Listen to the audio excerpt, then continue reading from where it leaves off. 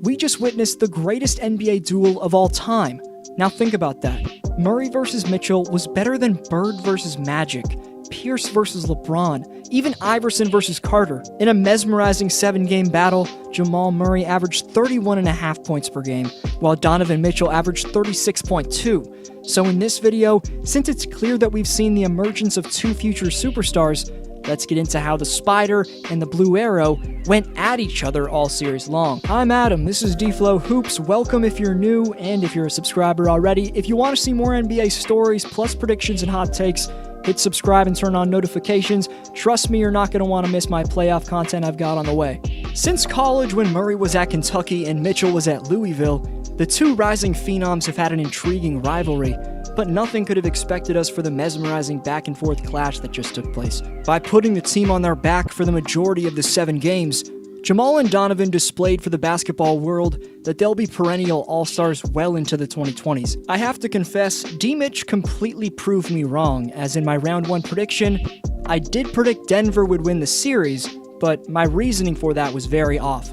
Here's what I had to say. With two-way players like Jeremy Grant, Torrey Craig, and recent standout rookie PJ Dozier, I think Denver game plans in on D-Mitch with those options and keep the Jazz all-star in check. And they beat the Jazz 4. Seeming to use that disrespect given to him by yours truly as motivation, the Spider's overpowering speed, athleticism, and ball handling exposed every Jazz defender put in front of him. Mitchell didn't let up as the games progressed and played with a massive chip on his shoulder while consistently putting the team on his back.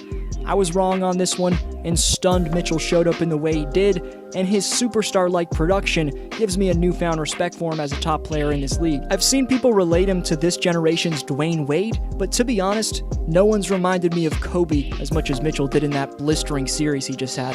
In terms of his focus, poise, and leadership, the Mamba mentality from Donovan was on full display. Nothing exemplified that better than after he hit this clutch dagger in the face of Paul Millsap to secure his second 50-point game of the series, and then yelling, "I want this shit." With Denver's entire defensive game plan zoned in on him, you'd see the majority of NBA stars shy away in this situation. Yet Mitchell's relentlessly persistent will to win, mixed with his elite speed and newly polished jump shot, kept him confident and allowed him to get whatever he wanted, even with above-average wing defenders draped all over him. In addition to his vamped scoring repertoire, you could tell Mitchell's feel for the game in terms of how he picked his spots was on point. For the series, Mitchell posted 36.2 points per game on 53% shooting, including 51.5% from deep and 95% from the line. According to StatMuse, he's the first player in history to post at least 35 points on a shooting line of 50, 50, and 90 in a playoff run, albeit a short one for Utah, but one they should feel very good about heading into the offseason. They barely lost, and if Donovan's given the ball on that hectic final possession, the Jazz could have very well moved on to round 2. Mitchell's eligible for a 5-year max extension this offseason, and the Jazz will without a doubt offer it to him the second they can. There's the argument to wait until next offseason, until he's an unrestricted free agent, so the Jazz can preserve a bit more 2021 cap space, but you can't forget, Utah lost Gordon Hayward by delaying his extension offer and doing the exact same thing, so they're not going to risk losing another star player. So more on Donovan coming up, but overall, Mitchell both completely proved me wrong, and more importantly, earned himself a massive payday this offseason.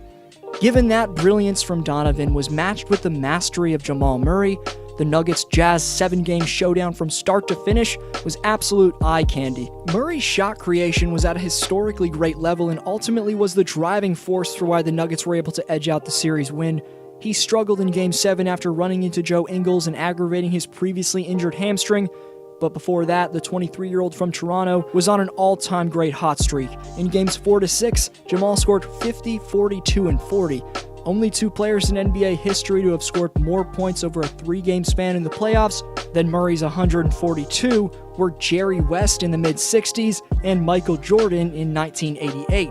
The latter's the greatest player of all time, while the former's depicted on the NBA logo, so some solid company. Seamlessly pulling up in either transition or pick-and-roll scenarios, Murray showed exactly why I ranked he and Jokic 3rd in my recent Top 10 Duos video, and that's the fact that this guy shows up in the playoffs, is extremely clutch, and when he finds a rhythm, is debatably the best shot creator in our game.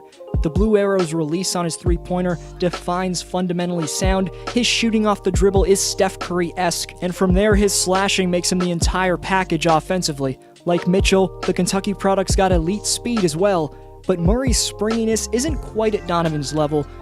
Making up for the lack of hops though, Jamal perfectly baited defenders with his three-point shot, then consistently found ideal angles to finish at the rim dominantly. Now you'll see every broken record and historical feat set in this series that I haven't already mentioned. Then I'll show you the classy sportsmanship plus a detailing of the extreme heart shown off from Jamal and Donovan.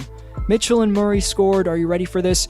475 points in this series. That's the most combined points by opposing players in a single series in NBA history, topping the 463 points from Jerry West and John Havlicek going into the 2020 playoffs. All-time great Michael Jordan and fellow Hall of Famer Allen Iverson were the only players in NBA history to put up two 50-point games in a single playoff series. Murray and Mitchell both just matched that, as the former Louisville Cardinal went for 57 points in Game 1 and 51 in Game 4, while Murray got to 50 in Games 4 and 6.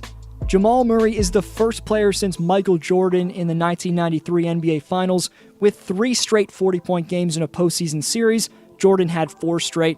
And lastly, Game 4 was the first game in NBA postseason history that opposing players each reached 50 points. This game also made Jamal Murray the first Nuggets player to reach that mark in playoff history. I don't know about you, but I'm pretty sad this series has come to an end. Stinging Jazz fans, D-Mitch collapsed after Mike Conley missed the game winner, but rightfully there to pick him up was none other than Jamal Murray. In this moment, it felt like neither he or Mitchell had gotten the better of one another, and the two were just acknowledging each other's greatness. And here's how Murray gave Mitchell even more respect post-game.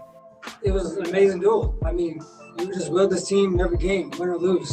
And he had that fight. And you got to show respect. We pay our respects to him. It was a great battle, and it's not going to be the only one either. And we expect to see each other a lot down the future. And he raised him up, play the game, upraised his. And we go at it, and it's a whole lot of fun. And we bring the best out of each other. What made this duel special in comparison to any other one-on-one clash we've ever seen in playoff history is how both competitors utterly laid their heart out. You could tell after every big play that each player's pride was at stake, and the competitiveness in these two individuals should set an example for every star in these playoffs.